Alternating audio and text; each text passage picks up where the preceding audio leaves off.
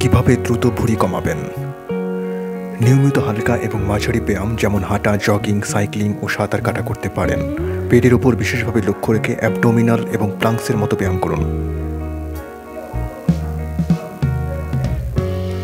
স্বাস্থ্যকর খাবার যেমন ফল, সবজি, প্রোটিন, সঠিক শস্য ও স্বাস্থ্যকর চর্বি, প্রক্রিয়াজাত খাবার, চিনি এবং জনবহুল কার্বোহাইড্রেট পরিত্যাগ করুন।